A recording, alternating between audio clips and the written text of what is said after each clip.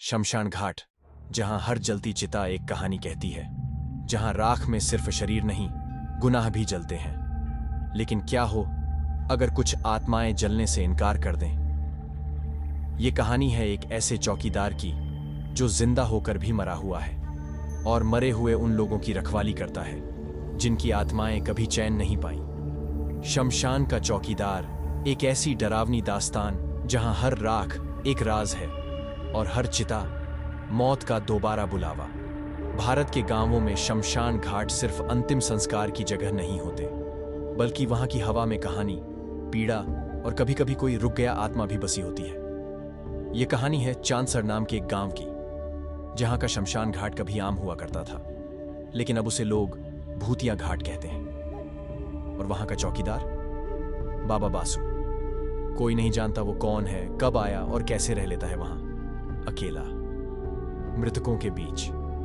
विनय वर्मा, दिल्ली का एक जर्नलिस्ट, अपनी अगली डॉक्यूमेंट्री के लिए डेड जोन टॉपिक पर काम कर रहा था। गूगल सर्च में आया चांदसर घाट, जहां मुर्दे दोबारा जलते हैं। कहानी दिलचस्प लगी। विनय ने फौरन ट्रेन पकड़ी और पहुंचा चांदसर। गांव में लोग उससे नजरें चुराते, कोई उस घाट के बारे में बात नहीं करना चाहता। किसी ने कहा रात में वहां कुछ चलता है जो इंसान नहीं होता, पर विनय जिद्दी था। शाम को विनय पहुंचा घाट पर। चारों ओर वीरानी, सूखे पेड़, जली लकड़ियों की गंध। वहां मिला एक बूढ़ा आदमी, लंबी दाढ़ी, भूरी आंखें, हाथ में त्रिशूल। यही था बाबा बासु। बाबा ने आंख उठाई और बस कहा, कौन बुलाया तुझे? विनय बोला, सच की तलाश में आया हूं। आप यहां क्या देखते हैं हर रात? बाबा बासु ठंडी सांस छोड़ते हुए बोले, यहां रात को कुछ जलाया नहीं जाता, जलता है खुद ब खुद, और जो एक बार जलता है वो फिर चैन से नहीं बैठता। विनय ने तय किया वो घाट पर रात गुजारेगा। 11:30 टेंट लगाया। 12:15 ठंडी हवा चली, जैसे कोई सांस ले रहा हो। 1 बजे रात दूर से किसी के चीखने की आवाज आई। वो बाहर निकला। घाट पर कोई नहीं था। फिर उसने देखा एक अधजली लाश खुद ब खुद चिता पर चल रही है और खुद को आग में डाल रही है।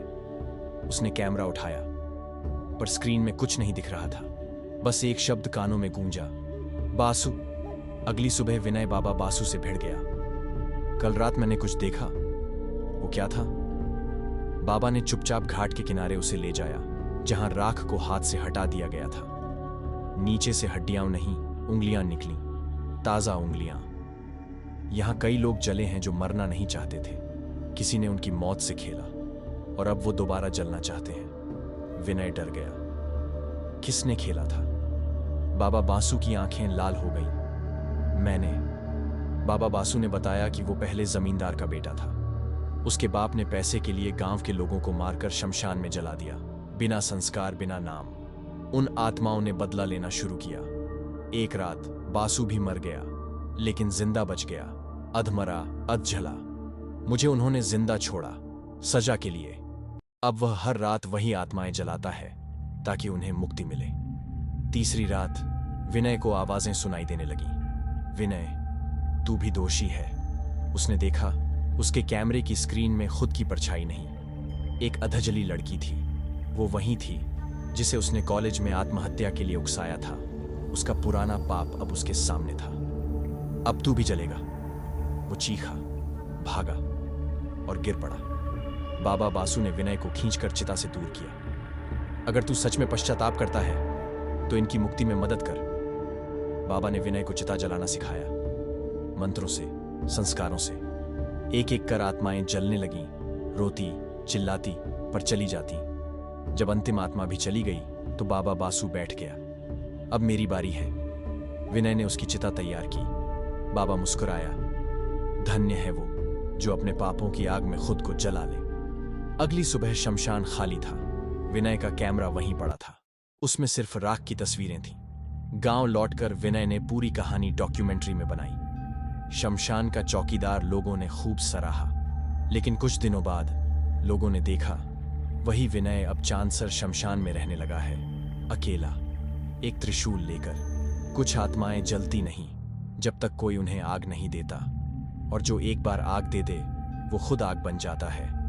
वो चिता जलती रही सालों तक, रातों में बिन नाम बिन पहचान की लाशें वहां आती रहीं। हर रात एक आत्मा जलती थी ताकि मुक्ति मिले, लेकिन मुक्ति आसान नहीं होती जब तक कोई जिंदा ना हो जो उस आग को जलाए। अब शमशान का चौकीदार बदल चुका है और अगली बारी शायद तुम्हारी हो, क्योंकि कुछ रूहें सिर्फ जलाने के लिए नहीं, बुलाने के लिए लौटती हैं।